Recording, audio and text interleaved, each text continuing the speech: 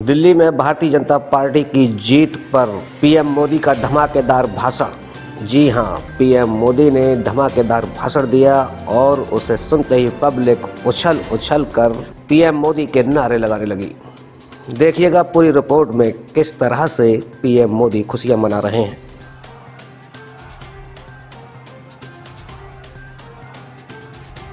भारत माता की, भारत माता की, भारत माता की, यमुना मैया की, यमुना मैया की, यमुना मैया की।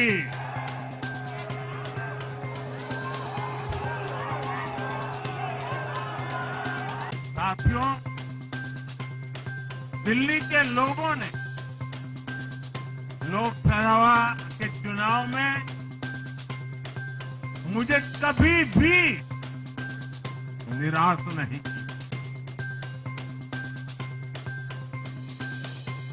2014, 2019, 2024 तीनों चुनाव में दिल्ली के लोगों ने बीजेपी को 7 की 7 सीटों पर भव्य विजयी बनाया।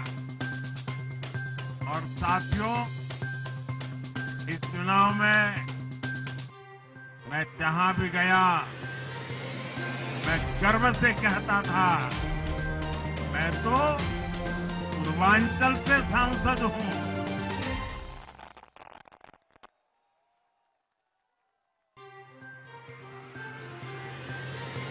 ये पूर्वांचल से मेरा अपनेपन का रिश्ता,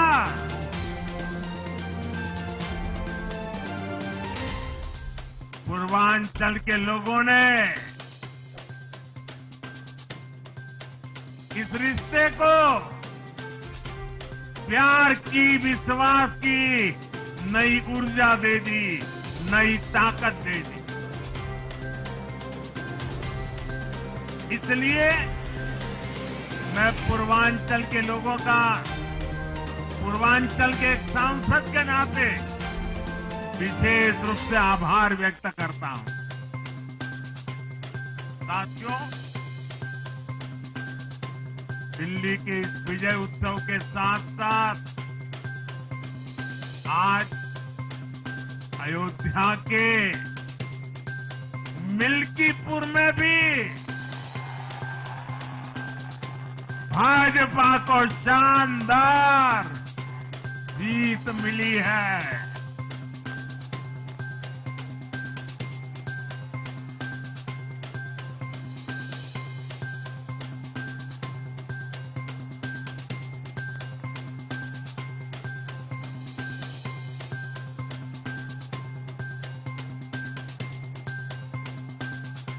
हर वर्ग ने भारी संख्या में भाजपा के लिए मतदान किया है, अभूतपूर्व विजय दिया है। साथियों, ये आपदा वाले ये कहकर राजनीति में आए थे कि हम राजनीति बदल डालें, लेकिन ये कट्टर बेईमान निकले। मैं आज वरिष्ठ महानुभाव श्रीमान अन्ना हजारे जी का बयान सुन रहा हूं। अन्ना हजारे जी काफी समय से इन आपदा वालों के कुकर्मों की पीड़ा झेल रहे हैं। आज उन्हें भी उस पीड़ा से मुक्ति मिली होगी।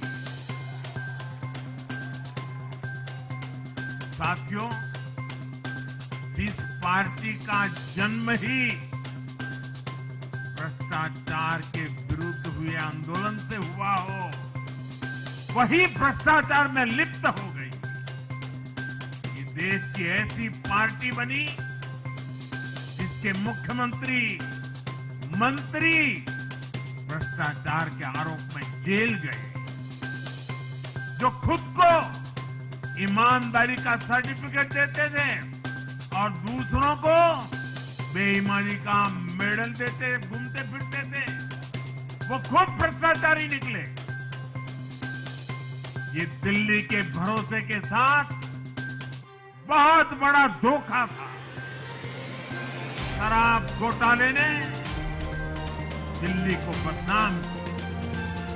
स्कूल और अस्पताल में हुए घोटालों ने गरीब से गरीब को परेशान किया और ऊपर से अहंकार इतना कि जब दुनिया कोरोना से निपट रही थी तो ये आपदा वाले शीश महल बना रहे थे।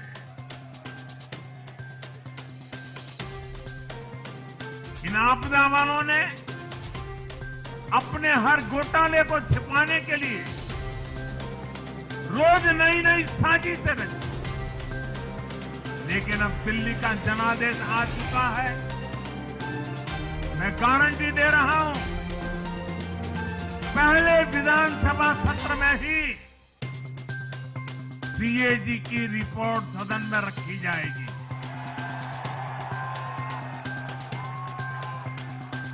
साथियों, पहली बार दिल्ली एनसीआर के हर प्रदेश में बीजेपी का शासन आया है। आजादी के बाद ये पहली बार हुआ है। राजस्थान में, यूपी में, हरियाणा में, ऐसे पड़ोस के हर राज्य में भाजपा की सरकारें हैं। ये बहुत ही सुखद संयोग है। जरा इनको नींद आ रही है, तबीयत खराब है, जरा डॉक्टर देख लीजिए। इस कार्यकर्ता को पानी पिला दीजिए। तबीयत ठीक नहीं है, इसको जरा संभालिए।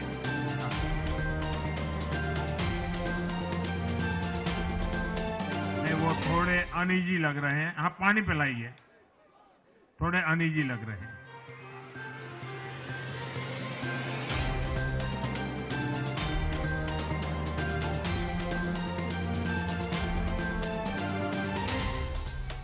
साथियों, इन सभी क्षेत्रों में आजादी के बाद पहली बार एक साथ भाजपा की सरकार है। इस एक संयोग से दिल्ली और पूरे एनसीआर में तरक्की के अनगिनत रास्ते खुलने जा रहे हैं। साथियों, आज की ये ऐतिहासिक विजय है। ये सामान्य विजय नहीं है। दिल्ली के लोगों ने आपदा को बाहर कर दिया। एक दशक की आपदा से दिल्ली मुक्त हुई।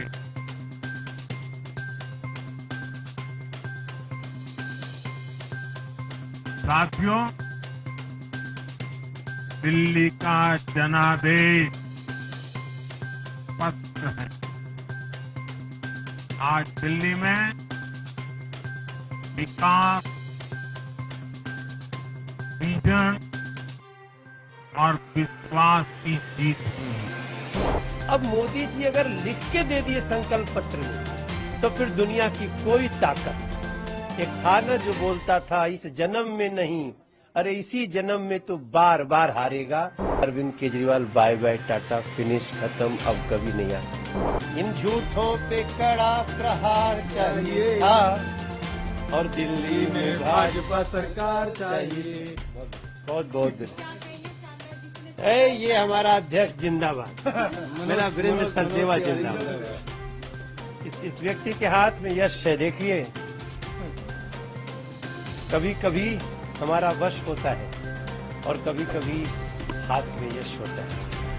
सो we are proud of our state president Virendra Sachdeva ji. And हर कार्यकर्ता को धन्यवाद, मगर हम सभी लोगों ने मिलकर के मोदी जी की गारंटी को धन्यवाद दिया है।